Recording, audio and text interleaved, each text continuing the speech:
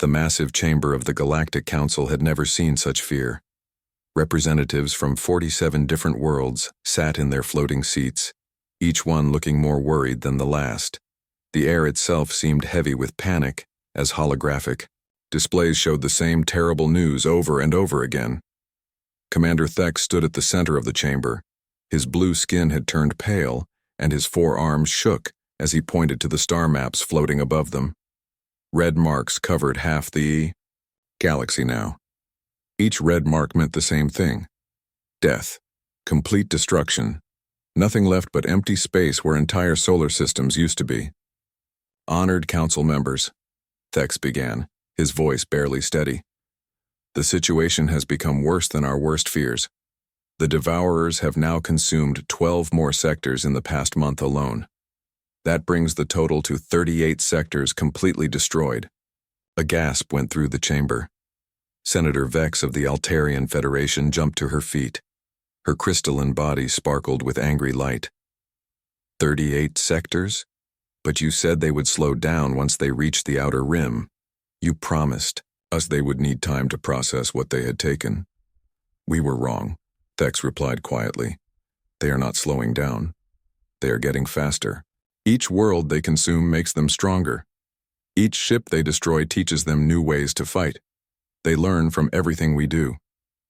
The holographic display changed to show a battle from just 3 days ago. The pride of the Vorthak Empire, a fleet of 500 ships with weapons that could crack planets, had faced a Devourer force half that size. The battle lasted exactly 47 minutes. When it was over, not a single Vorthak ship remained. The Devourers had lost only 12 vessels. How is this possible? Asked Ambassador Kreen, her energy form flickering with distress. Our weapons are the most advanced in the galaxy. Our shields can stop anything. Our tactics have kept peace for 300 years. That is exactly the problem, said Dr. Zelm, the Council's chief scientist. He was old even by Luminari standards, his energy, formed dim with age and worry. The Devourers are not like any enemy we have ever faced. They are machines, but they think, they learn. Every time we attack them with our advanced weapons, they study how those weapons work. Then they build defenses against them. He waved a thin appendage and the display showed technical readouts. Look at these scans from the first battle 6 months ago. The Devourers had basic metal hulls. Now look at the latest scans. Their ships have adaptive armor that changes based on what weapon hits them. Energy weapons make them stronger against energy. Kinetic weapons make them develop better physical shields. The chamber fell silent except for the soft humming of life. Support systems. Everyone stared at the impossible data. Their enemy was becoming perfect. What about the quantum disruptor weapons? Senator Vex asked desperately. Surely they cannot adapt to weapons that exist in multiple dimensions at once. We tried that last week, Thex said, his voice flat. The 7th Quantum Fleet engaged a small Devourer group near the Rigel system. The quantum disruptors worked perfectly at first. They destroyed 6 Devourer ships in the first minute of battle. Then what happened? The remaining Devourers learned. By the end of the battle, they had developed quantum-resistant hulls. Our most advanced weapons became useless in less than an hour. The entire fleet was destroyed. A new voice spoke from the shadows at the edge of the chamber. Perhaps it is time to consider other options. The speaker was General Wraith of the Shadow Collective, beings made of living darkness who rarely spoke in council sessions. What other options? Ambassador Kreen demanded. We have tried everything, every weapon in our arsenal, every tactic we know, every alliance we can make. Nothing works against them. General Wraith's form shifted, becoming slightly more solid. We have tried everything we know, but we are not the only intelligent life in the galaxy. The chamber erupted in confused voices. Commander Thex raised all 4 arms for silence. What do you mean, General? I mean there are species we have not contacted. Worlds we have marked as too primitive or too dangerous for our civilized society. Perhaps it is time to look beyond our normal standards. Dr. Zelm's energy form brightened with interest. The Mieto Forbidden Archives. You are talking about the species we decided not to contact. Exactly. I have been reviewing those files.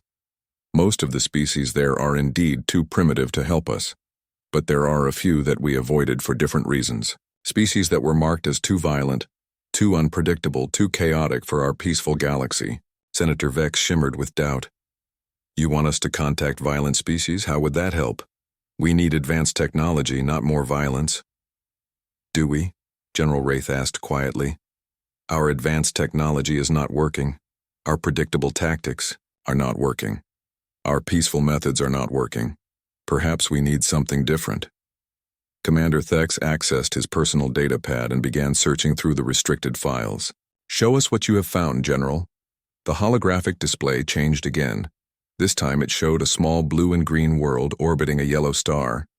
The planet looked peaceful and beautiful from space, covered in swirling white clouds and deep blue oceans. This is a world in Sector 7G. The inhabitants call it Earth. They call themselves humans. We first discovered them about 50 years ago during a routine survey mission. What did the survey teams find? Asked Dr. Zelm. The survey teams were terrified, General Wraith replied. The humans were in the middle of what they called a world war. They were fighting each other with weapons that could destroy entire cities. They were using poison gas, biological weapons, and something they called nuclear bombs. Nuclear weapons? Senator Vex sounded shocked. But that is forbidden by every civilized code in the galaxy. Exactly. The survey team marked them as too dangerous for contact. They said the humans were violent beyond belief, that they would fight each other over resources, territory, even ideas. The final report recommended that Earth be placed under permanent quarantine until the humans either destroyed themselves or evolved beyond their violent nature. Commander Thex studied the data flowing across his screens. But they did not destroy themselves. According to these recent scans, they are still there, still developing. They have begun to spread to other worlds in their system. That is correct. And there is something else interesting about them. They do not follow any of our standard patterns of development. Most species develop technology in logical steps. They master energy, then materials, then quantum physics. Humans developed in a completely random way. They created nuclear weapons before they had reliable spaceflight. They developed biological weapons while still using chemical rockets. The chamber was quiet again as everyone tried to understand what this meant. Are you seriously suggesting, Ambassador Kreen asked slowly, that we contact a species of violent primitives to help us fight the most dangerous enemy our galaxy has ever seen? I am suggesting, General Wraith replied, that we contact the only species in our records who might be unpredictable enough to confuse the Devourers. Every other species we know develops in logical patterns. The Devourers can learn from logical patterns. But humans do not seem to understand the meaning of the word logical. Commander Thex looked around the chamber at the desperate faces of his fellow council members. Outside, refugee ships filled with billions of displaced beings waited for news. Behind them, the Devourers continued their unstoppable advance, consuming everything in their path. How long do we have before they reach the council homeworlds? He asked quietly. At their current rate of expansion, Dr. Zelm calculated quickly, approximately 8 months. 8 months to save our entire civilization. Thex looked at the image of Earth floating in the holographic display. General Wraith, prepare a first contact team. If we are going to break our most sacred laws and contact a quarantined species, we had better do it quickly. Are we really going to do this? Senator Vex asked in disbelief. Are we going to ask violent primitives to save our advanced civilization? We are going to ask violent primitives to help us fight an enemy that our advanced civilization cannot defeat, Commander Thex replied. Because if we do not try everything, there will be no civilization left to save. The vote was close, but desperation won over pride. Within hours, 3 council ships were heading toward a small blue world that most of the galaxy had forgotten. None of them knew that they were about to discover that sometimes the most primitive solution is the most effective one. The galaxy was about to learn what humans meant when they said that all was fair in love and war. Captain Rebecca Stone was having a perfectly normal day until her radar operator started screaming. She was aboard the UES Endeavour, humanity's most advanced warship, conducting routine patrols near Saturn when the impossible happened. "Captain, I'm reading 3 massive contacts just appearing out of nowhere," Sergeant Jim Parker called out from his station. "They're big, ma'am. Bigger than anything we've ever built." Rebecca rushed to the main display screen. 3 enormous ships hung in space like sleeping giants. They were unlike anything in human records. Smooth, curved hulls that seemed to bend light around them. No visible weapons, but energy readings that made human ships look like toys. "Are they hostile?" Rebecca asked, her hand moving toward the weapons controls. "Unknown, Captain. They're broadcasting on all frequencies, but it's not any language. Our computers recognize. Wait!" Parker pressed his earpiece closer. "Ma'am, the translation software is starting to pick up patterns. It sounds like they're saying the word peace over and over again." Rebecca had been a soldier for 20 years. She had fought in the Mars Colony War and the Jupiter mining conflicts. She knew that when something too big to fight showed up saying peace, you listened very carefully. "Open a channel," she ordered. "This is Captain Rebecca Stone of the United Earthship Endeavour. Please identify yourselves and state your intentions." The reply came in broken but understandable English. "Greetings, humans of Earth. We are representatives of the Galactic Council. We come seeking urgent conference with your leaders. The galaxy faces extinction, and we require your assistance." Rebecca blinked. In all her years of military service, no one had ever told her what to do if aliens showed up asking for help.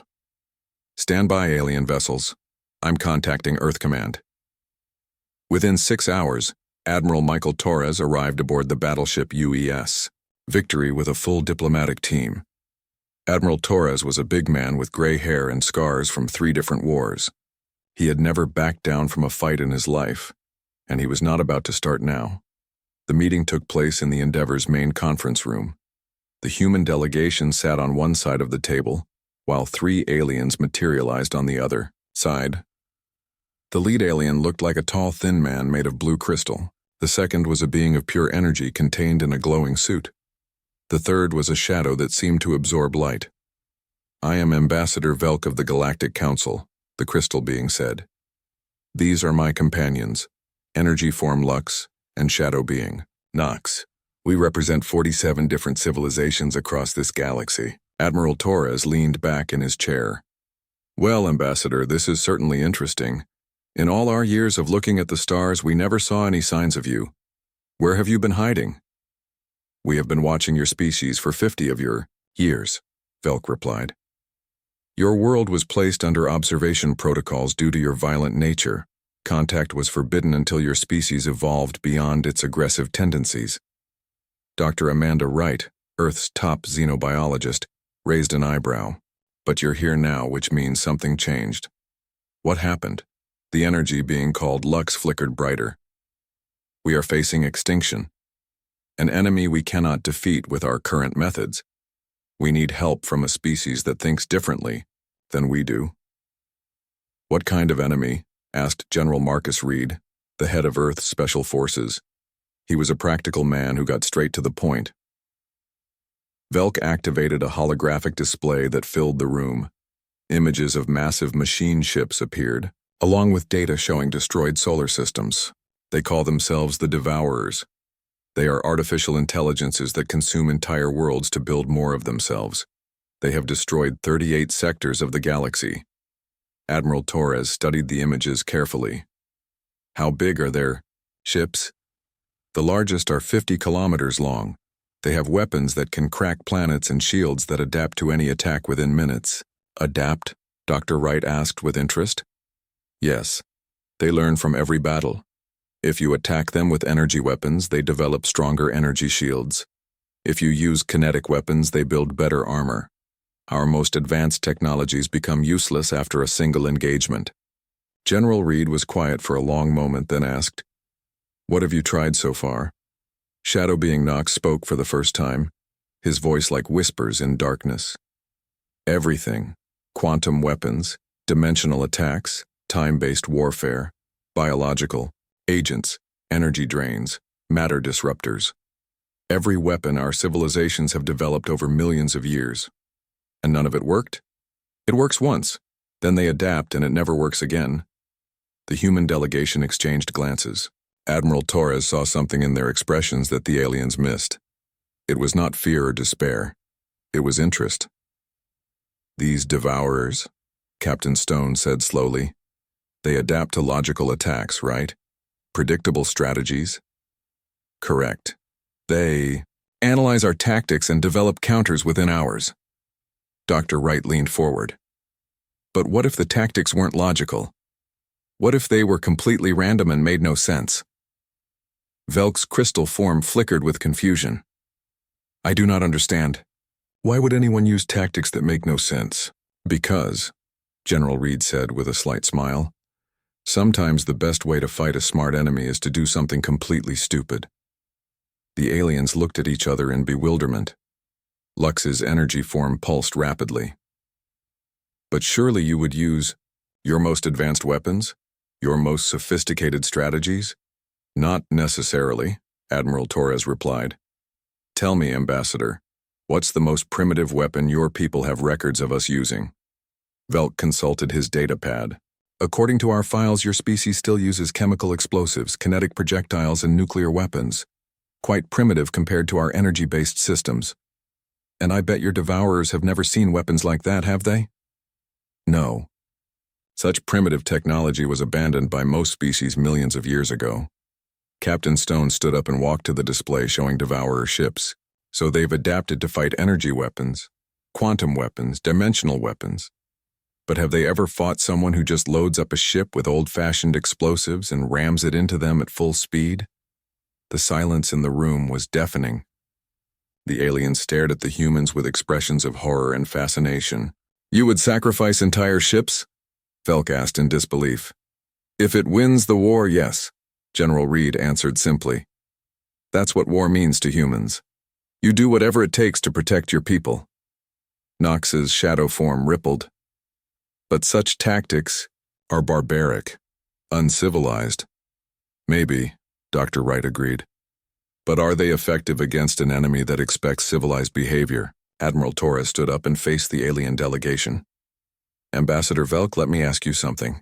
In all your millions of years of galactic civilization, has any species ever been willing to completely destroy their own territory to deny it to an enemy?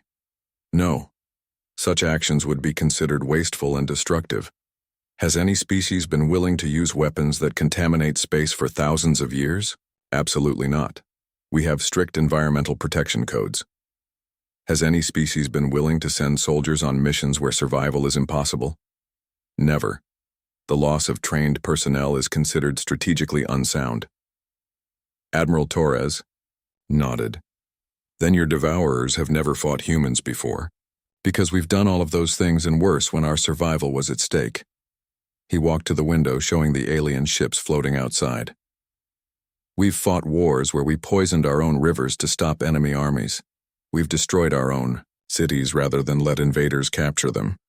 We've sent men and women on missions knowing they would never come home, and they went anyway because it was necessary. Turning back to the aliens, he continued. Your devourers are smart. They learn fast, but I bet they've never had to learn how to fight an enemy that doesn't care about casualties, doesn't care about collateral damage, and doesn't care about fighting fair. Colonel Lisa Hayes, who had been quiet until now, finally spoke. The question is, Ambassador, are you desperate enough to let us try? Velk looked at his companions. They communicated in rapid flashes of light and shadow that the humans could not understand. Finally, he turned back to the human delegation. Our council estimates that we have perhaps 6 months before the devourers reach our core worlds. If we cannot stop them, every civilization in this galaxy will be extinct within 2 years. Then you need our help, Admiral Torres said firmly. But your methods, they go against everything our society believes in. Dr. Wright smiled grimly. Ambassador, sometimes survival is more important than principles. Sometimes you have to become a monster to fight a monster. The meeting lasted another 4 hours. By the end, the aliens had agreed to provide humans with detailed information about devourer technology and tactics. In exchange, humanity would send a reconnaissance team to devourer space to test whether human methods could actually work. As the alien ships prepared to leave Earth's solar system, Captain Stone asked Admiral Torres privately. "Sir, do you really think we can fight these things?" Torres looked out at the stars where an enemy was advancing that had defeated every advanced civilization in the galaxy. "Captain, we're about to find out if being the crazy species in the galaxy is actually an advantage." General Marcus Reed stared out the viewport of the alien scout ship and felt his stomach turn. What he saw in the space ahead was worse than anything in the briefing files. Where the Kepler system used to have 9 planets, there was now only empty darkness and floating chunks of metal. "Jesus," whispered Sergeant Tom Bradley, the team's explosives expert. "They really did eat everything." The Devourer ships moved through the dead system like giant metal sharks. Each one was the size of a city, their black hulls absorbing light and making them hard to see against the darkness of space.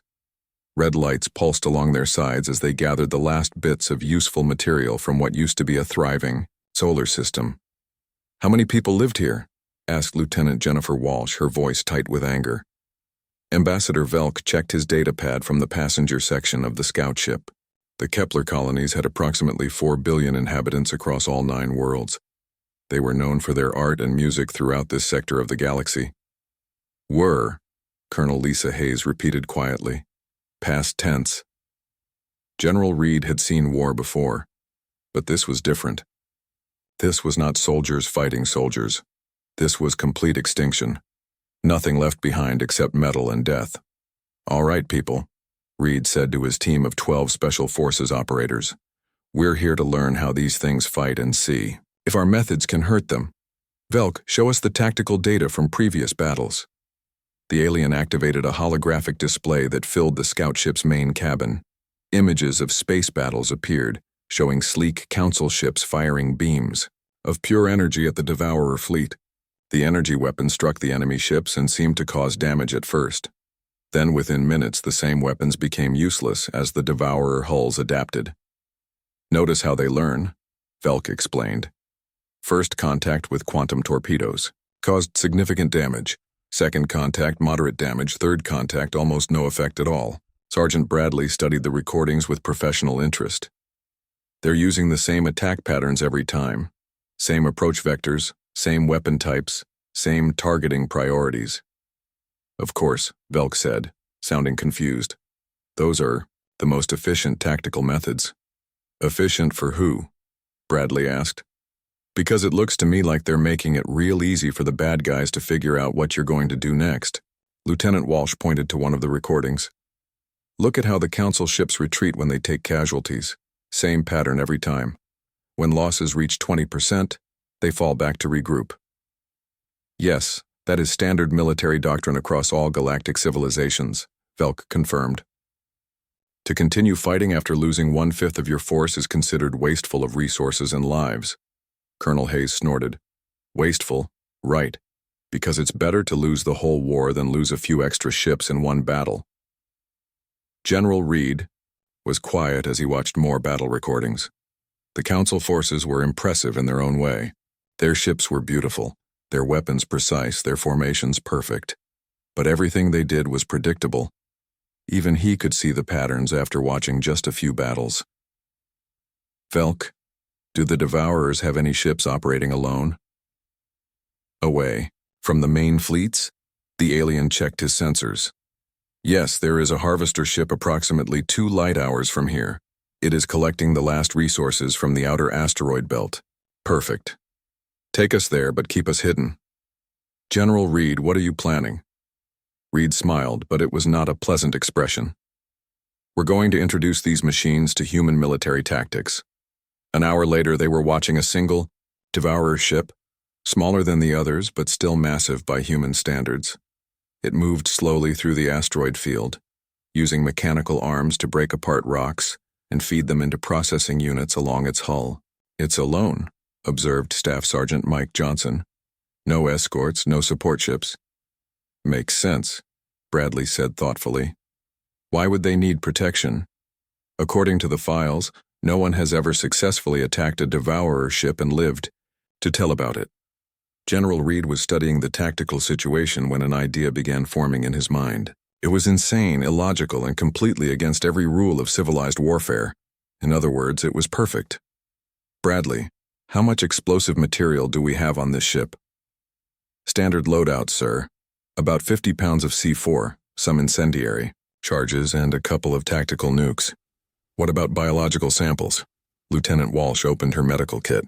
I've got bacterial cultures, some virus samples for research, and a bunch of expired medical supplies that are probably toxic by now. Chemical weapons?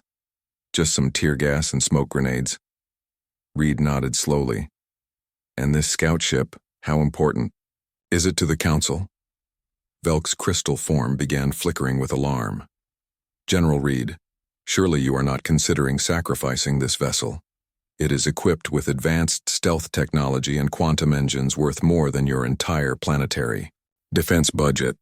Yeah, that's exactly what I'm considering, Reed replied calmly.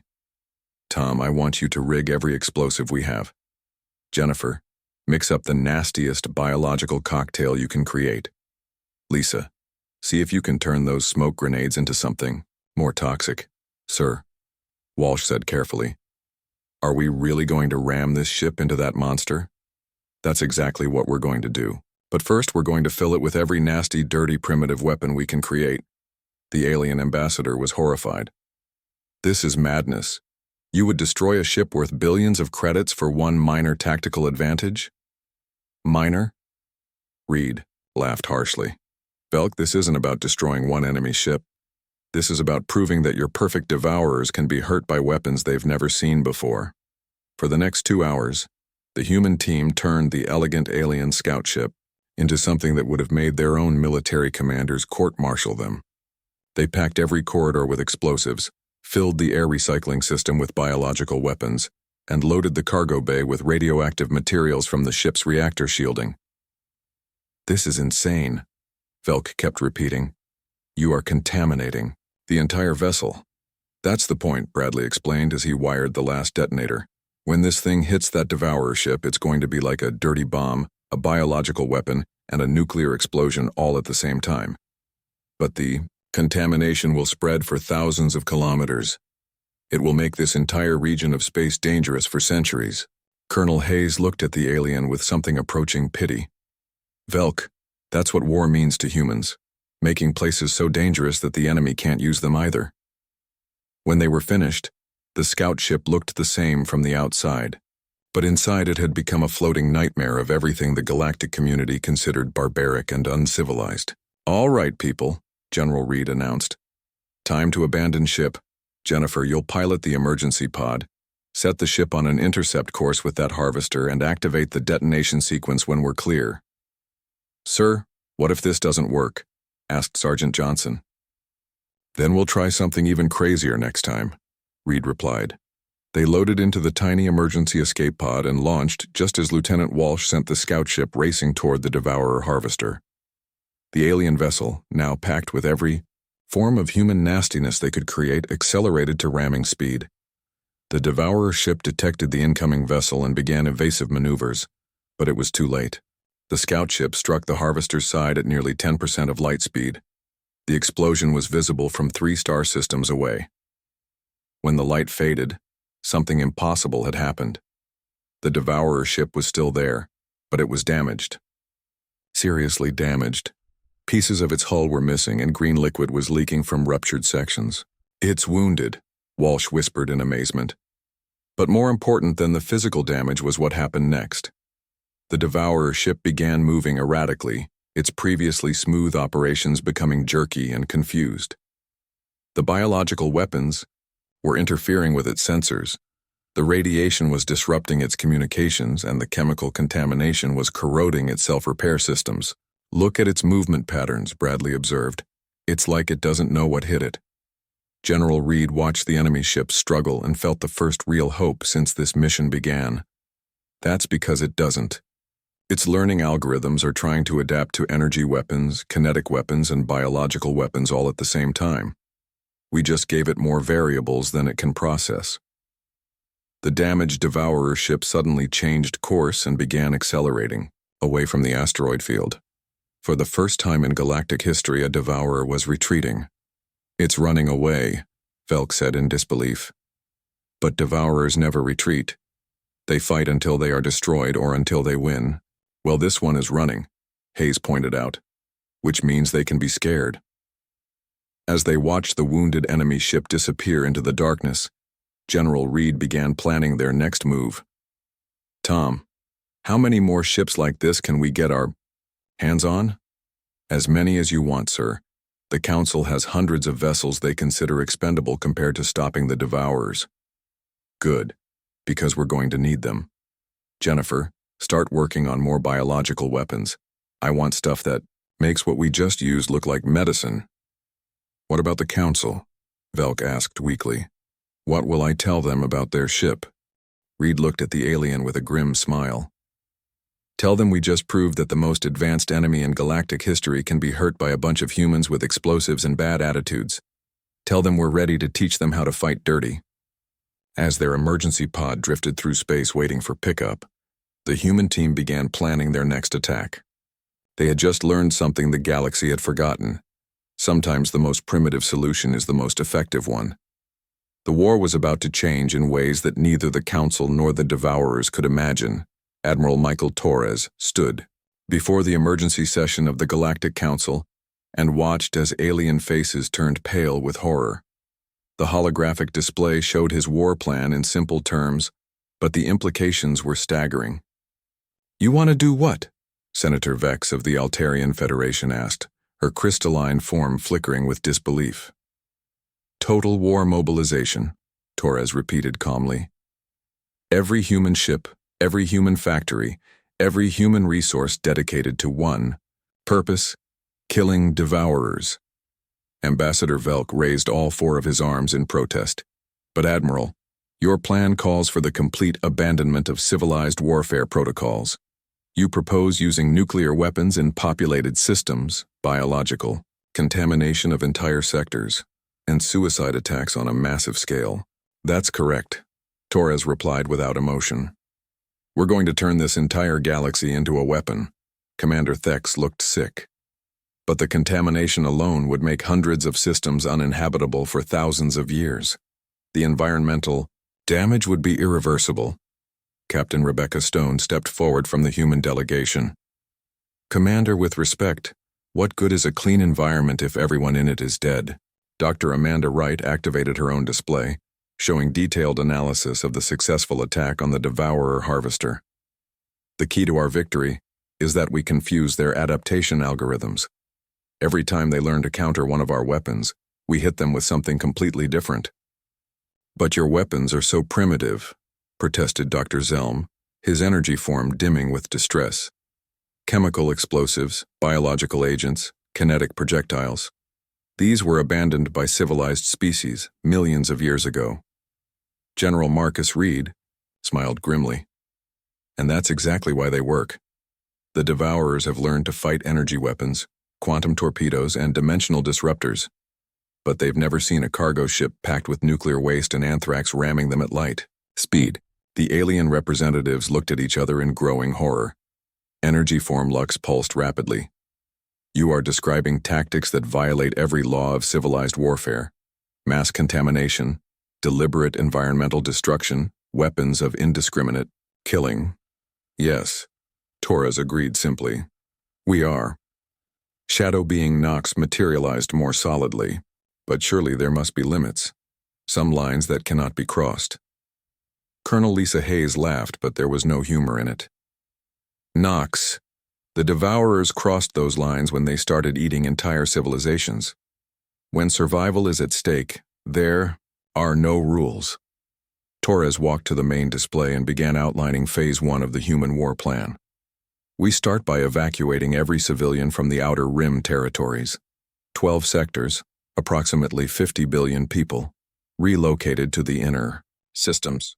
50 billion refugees, Velk gasped. The logistics alone would be impossible. The logistics are your problem, Torres replied. Our job is to turn those 12 sectors into a killing field. Captain Stone took over the briefing. Once the sectors are empty, we seed them with nuclear mines, biological weapons, and kinetic kill vehicles. Every asteroid, every derelict ship, every piece of space debris becomes a weapon. We're talking about turning hundreds of star systems Into uninhabitable wastelands, Dr. Wright continued. But uninhabitable for the devourers, too. They can't consume what's been poisoned with radiation and biological agents. General Reed activated tactical displays showing the next phase. Phase 2 begins when the devourers enter our prepared sectors. We hit them with everything at once. Nuclear bombardment, biological attacks, chemical weapons, and kinetic strikes. All happening simultaneously. The beauty of it, Hayes added, is that they can't adapt to all of it at the same time. While they're developing radiation shielding, we hit them with bioweapons. While they're countering the bioweapons, we ram nuclear-powered ships into their hulls. Senator Vex was trembling now. This is madness. You're describing the complete militarization of your species. That's exactly what we're describing, Torres confirmed. Every human factory will produce weapons. Every human ship will become a bomber or a kamikaze vessel. Every human soldier will be trained for suicide missions. Suicide missions? Commander Thex looked horrified. You would send your people to certain death? We would send our people to accomplish the mission, Reed corrected. If they die doing it, that's the price of victory. The chamber fell silent except for the humming of life support systems. The alien representatives struggled to comprehend what they were hearing. Finally, Velk spoke quietly. Admiral Torres, what you are proposing would turn your species into monsters. You would become as destructive as the enemy you fight. Torres looked at the alien ambassador for a long moment. Velk, let me tell you something about humans. We've been monsters before when we had to be. We've fought wars that killed millions of our own people. We've used weapons that poisoned our own planet. We've done terrible things to survive terrible times. He gestured to the star chart showing Devourer advance. The difference is we got better. We learned from our mistakes. We became civilized. But we never forgot how to be monsters when monsters are what the situation requires. Dr. Wright stepped forward. The question isn't whether we can become monsters. The question is whether you can accept monsters as allies. Your council has tried fighting the Devourers with honor and dignity and advanced technology, Captain, Stone added. How did that work out? The silence stretched longer this time. Finally, Energy Form Lux spoke. How long would this militarization take? 6 weeks for basic conversion, Torres replied. 3 months for full war production. And how many human ships could you produce in that time? Enough, Hayes said simply. We're not talking about building quality vessels. We're talking about mass-producing flying bombs. Shadow being Nox flickered with uncertainty. And you believe this strategy will succeed where our advanced civilizations have failed? General Reed nodded. I believe that an enemy who expects logical, predictable warfare will have trouble adapting to complete chaos. But at what cost? Velk asked desperately. The environmental damage alone will take millennia to repair. The cost of losing is extinction, Torres replied firmly. The cost of winning is contamination and environmental damage. Which would you prefer? The debate continued for hours. The alien representatives argued about ethics, about environmental protection, about the principles of civilized society. The humans argued about survival. In the end, desperation won over principles. The council voted to accept the human war plan, despite their horror at what it would mean. Very well, Commander Thex said finally. We will provide you with the ships and resources you require. But Admiral Torres, I want your promise that this militarization is temporary, that when the war is won, humanity will return to peaceful development. Torres looked at the alien commander with something approaching pity. Commander, when this war is over, humanity might not be the same species that started it. War changes people. Total war changes them completely. But you'll still be human, Dr. Zelm said hopefully. We'll still be human, Torres agreed. But we'll be humans who remember how to fight monsters. And that might be exactly what this galaxy needs to stay safe. As the council session ended, the alien representatives filed out in shocked silence. They had just authorized the complete transformation of human civilization into a war machine. They had given permission for tactics that violated every principle their societies held dear. But as they watched the Devourer advance markers on their tactical displays, they knew they had no choice. Sometimes survival required abandoning everything you believed in. The humans began their preparations immediately. Within days, every human world was converting to wartime production. Factories that once made consumer goods now produced nuclear weapons. Shipyards that built exploration vessels now constructed suicide bombers. The galaxy was about to learn what total war meant to a species that had never forgotten how to be monsters when monsters were needed. For the first time since the Devourer threat began, the alien refugees had something they had almost forgotten: hope that someone somewhere knew how to fight back. Major David Chen floated in the command center of Asteroid Base Omega and watched 200 Devourer ships enter the Henderson system. 3 months of preparation had led to this moment. The largest enemy fleet ever assembled was about to encounter humanity's new approach to warfare. "All stations report ready," announced Lieutenant Sarah Kim from the communications station. "Nuclear minefields are active, biological weapon dispensers are loaded, and kinetic bombardment platforms are online." Chen nodded grimly. The Henderson system had once been home to 5 billion people across 3 colonies. Now it was empty except for weapons. Every planet, every moon, every asteroid had been turned into a trap. "Remember the plan," Chen told his team. "We don't try to destroy them all at once. We hit them with one type of weapon, let them adapt, then hit them with something completely different." On the main display, the Devourer fleet moved in perfect formation toward the inner system. Their ships were massive and black, absorbing light and radiating menace. They had never been defeated in open battle. "Initiating Phase 1, Chen announced. "Detonate nuclear minefield Alpha." Space erupted in nuclear fire. Dozens of hidden mines exploded simultaneously, creating a wall of radiation and heat. The Devourer ships staggered under the assault, their hulls glowing from the intense energy. "Release. Direct hits on 47 enemy vessels," reported Ensign Mike Ross from the sensor station. "Significant damage to all targets."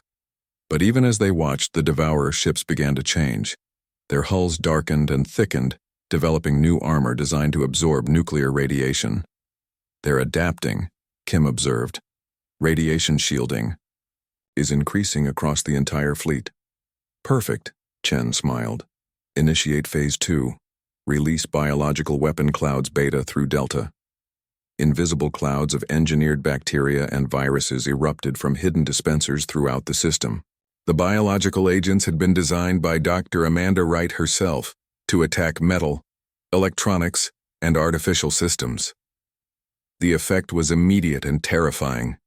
Devourer ships began to malfunction as the biological agents corroded their hulls and interfered with their electronics. Ship formations broke apart as vessels lost navigation control. "Bioweapons are working," Ross reported excitedly. "Enemy ships are showing system failures across multiple areas." But again, the Devourers began to adapt.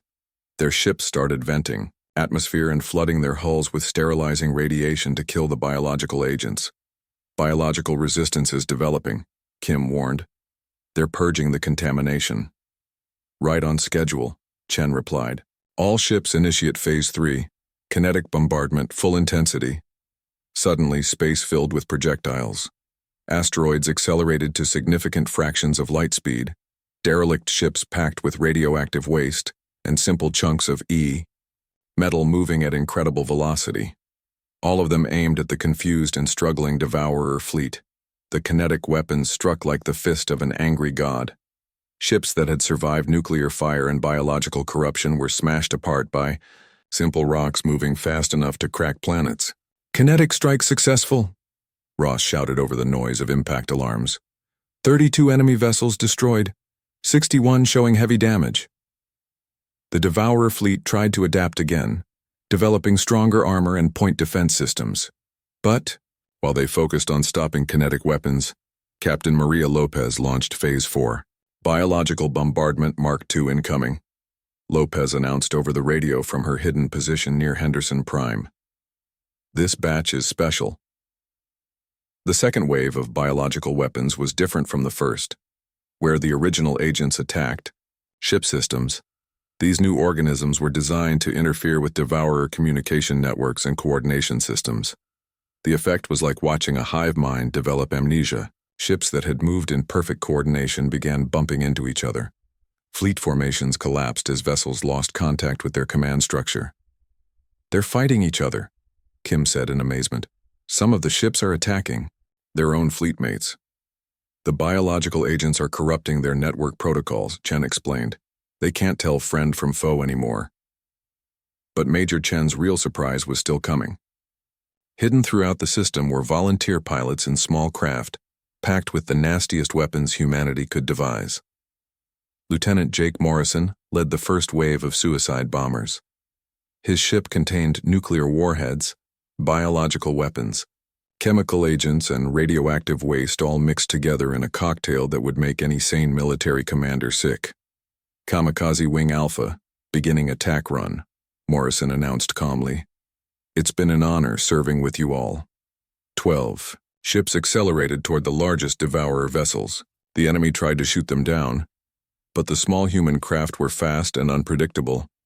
More importantly, they were piloted by people who had no intention of returning. Morrison's ship struck the devourer command vessel amidships. The explosion was visible from the outer system, a brief new star that marked the death of both the human pilot and the massive enemy ship. "Direct hit on enemy flagship," Ross reported. "The big one is breaking apart." But the real psychological impact came from what happened next. Instead of adapting to the suicide attack, the remaining devourer ships began to retreat. "They're running," Kim said in disbelief. "The enemy fleet is withdrawing from the system." Chen stared at the tactical display in amazement. For the first time in galactic history, devourer ships were fleeing from battle. The withdrawal was not orderly. Ships fled in random directions, their coordination still disrupted by biological contamination. Some vessels collided with each other in their haste to escape. Others simply shut down completely, overwhelmed by contradictory adaptation protocols. "Confirmed," Chen announced to the entire system. "Devourer fleet is in full retreat. Henderson system remains under human control." The celebration was brief, but intense. From hidden bases throughout the system, human voices cheered over the communication networks. They had done the impossible. They had defeated the undefeatable enemy. But Chen knew this was just the beginning. As he watched the scattered devourer ships disappear into deep space, he wondered what would happen when they reported back to their main fleet. "Sir," Kim said quietly, "we're receiving a transmission from Earth Command." "Put it through, Admiral." Torres appeared on the main screen, his face showing a mix of pride and concern. "Outstanding work, Major. The Council representatives are calling it a miracle." "Thank you, sir. What are our next orders?" "Prepare for Phase 5, Torres replied grimly. "Intelligence suggests the Devourers are massing their entire remaining fleet for one final assault. Everything they have left, heading straight for the core systems." Chen nodded. "How many ships are we talking about, sir?" "Best estimate, around 3,000 vessels, the largest military force ever assembled in galactic history." The magnitude of what they faced settled over the command crew, like a cold blanket. 3,000 devourer ships, each one the size of a city, all heading toward the heart of galactic civilization. "Sir," Chen asked carefully, "do we have enough weapons to stop a force that size?" Torres was quiet for a moment. "Major, we're about to find out if humanity can do more than just win battles.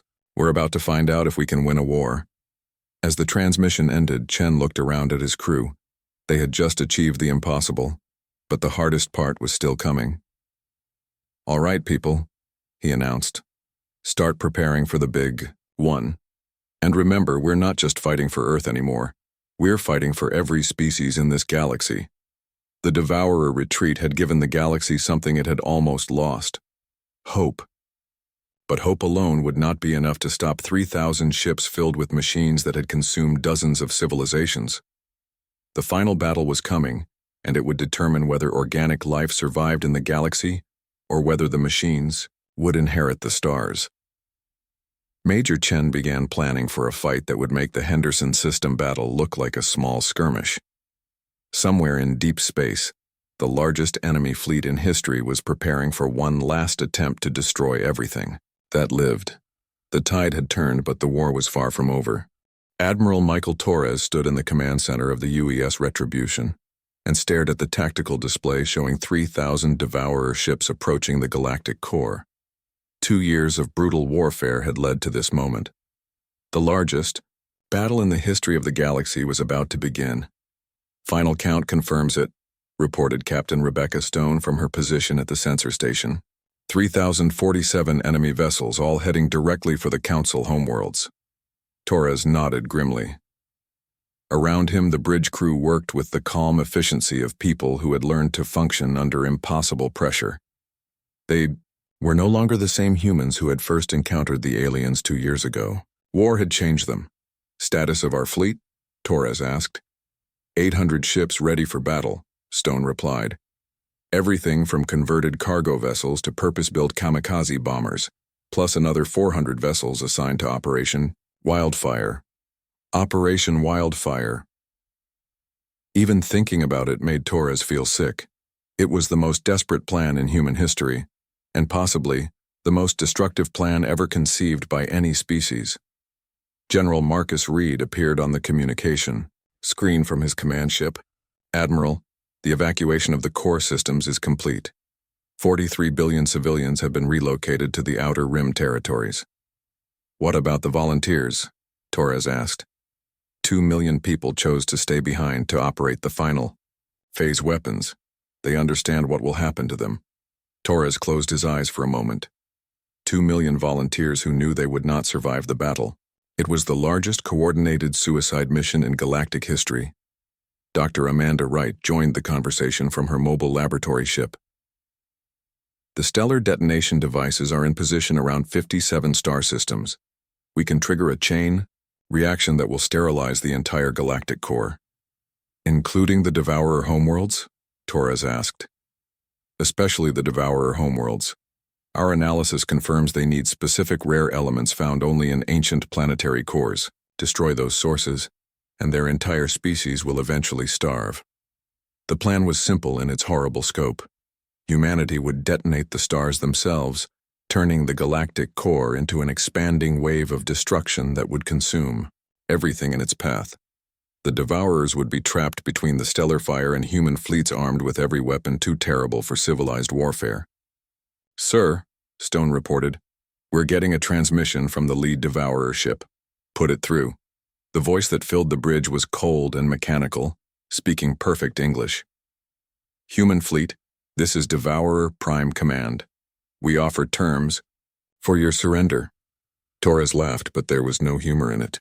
After 2 years of war, now you want to talk? Your species has proven more adaptable than anticipated. We offer integration into the Devourer collective. Your tactical unpredictability would be valuable to our expansion. Integration meaning you eat us and steal our knowledge. Integration meaning your consciousness becomes part of our greater purpose. You would live forever as part of something perfect. Torres looked around at his bridge crew. They were dirty, scarred, and exhausted from 2 years of total war, but their eyes still held the fire of people who would rather die than surrender. Devourer Prime Command, I have a counteroffer. Turn around and leave this galaxy, never come back, find somewhere else to play your perfect machine games. Unacceptable. This galaxy belongs to us by right of conquest. Then you're going to have to take it from us, and I promise you we're going to make it cost more than you can imagine. The transmission ended. Torres turned to his crew and saw the same grim determination on every face. All ships, he announced on the fleet communication channel. This is Admiral Torres. In approximately 6 hours, we will engage the largest enemy force in galactic history. Our orders are simple. Stop them here, or make sure nothing survives for them to conquer. Colonel Lisa Hayes spoke from her position aboard the suicide bomber, Wing Command ship. Admiral, Kamikaze fleet is ready for final approach. All pilots have confirmed their understanding of the mission parameters. Understood, Colonel. Make them count. Major David Chen reported from his position near the Stellar Detonation Control Center. Operation Wildfire is ready to initiate on your command, sir. All volunteer crews are in position. Major, once we start wildfire, there's no stopping it. The chain reaction will consume everything in the core systems. We understand, sir. The volunteers knew what they were signing up for. Captain Maria Lopez checked in from her Biological Warfare Division. Admiral, the final generation of bioweapons is ready for deployment. These make everything we've used before look like medicine. Torres took a deep breath. All stations, prepare for battle. Remember, we're not just fighting for humanity anymore. We're fighting for every organic species in this galaxy. The first phase of the battle began when the Devourer fleet entered the outer defensive perimeter. Human ships emerged from hidden positions among asteroids and dead planets, launching attacks with weapons that had been refined through 2 years of constant warfare. Nuclear mines created fields of radioactive fire. Biological weapons clouds infected entire sections of the enemy fleet. Kinetic bombardment turned space debris into planet-killing projectiles. But this time, the Devourers were ready. They had learned from every previous battle, developing countermeasures for human tactics. Their ships moved through the defensive fields, adapting to each weapon within minutes. They're different, Stone observed, watching the tactical display. More coordinated, more prepared. They've been learning from us just like we've been learning from them, Torres replied. Time for Phase 2. Colonel Hayes led her kamikaze wing in the largest suicide attack in military history. 800 small ships packed with every destructive weapon humanity had developed accelerated toward the enemy fleet. The Devourer point defenses were ready this time.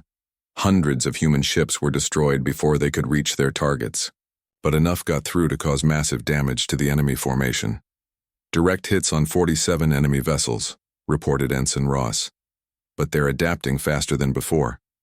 Torres watched as Devourer ships began changing their configurations, developing better defenses against suicide attacks.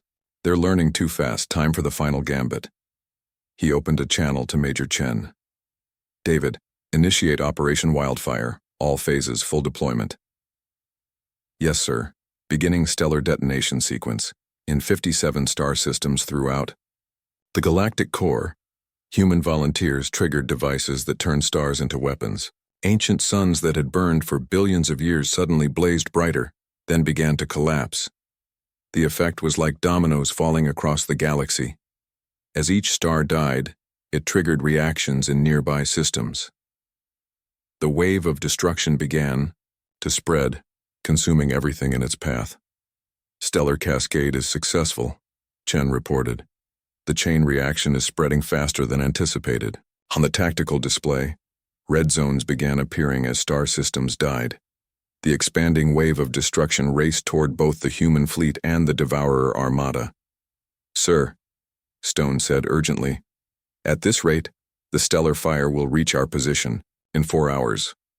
Then we have 4 hours to finish this, Torres replied calmly. The Devourer fleet suddenly changed tactics.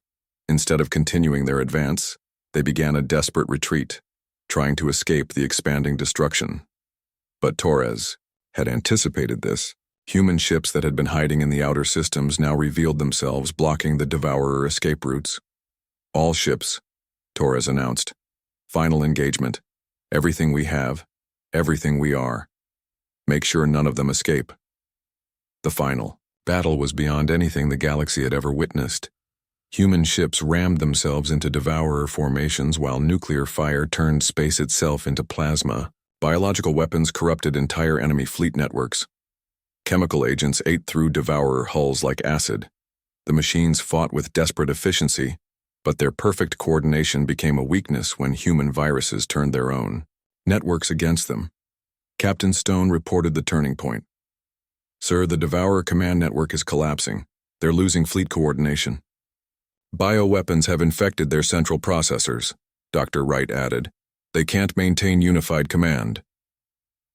The battle raged for 3 hours with both fleets taking massive casualties. But gradually, impossibly, the humans began to win. Enemy. Fleet strength down to 800 vessels, Stone reported. But sir, the stellar fire will reach us in 37 minutes. Torres looked at the tactical display showing the approaching wave of stellar destruction. Both fleets would be consumed unless they retreated immediately. All human ships, he announced, begin emergency withdrawal. Maximum speed to the outer rim. What about the remaining Devourer ships? Stone asked. Torres pointed to the tactical display showing the enemy vessels still trapped between the human fleet and the expanding stellar fire. They'll never make it out in time. The stellar cascade will finish what we started. As the human fleet fled toward safety, Torres watched the last of the Devourer ships disappear into the expanding wave of stellar destruction.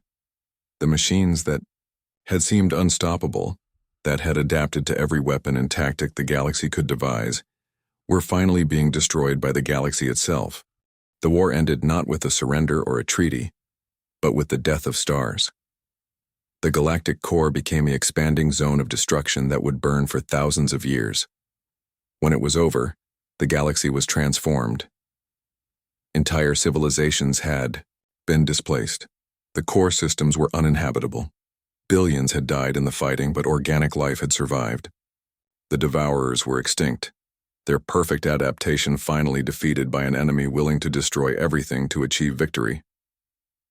As Admiral Torres stood in the observation deck of his ship, watching the distant glow of dying stars, he wondered what kind of galaxy they had saved.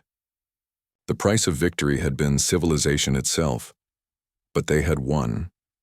Humanity had taught the galaxy that sometimes survival required embracing chaos, that sometimes the only way to save everything was to be willing to lose everything. The galaxy would rebuild, but it would do so with a new understanding. When facing extinction, no one had stood a chance until humanity showed up and proved that survival sometimes meant becoming monsters to fight monsters. The stars burned in the distance, and the future remained unwritten.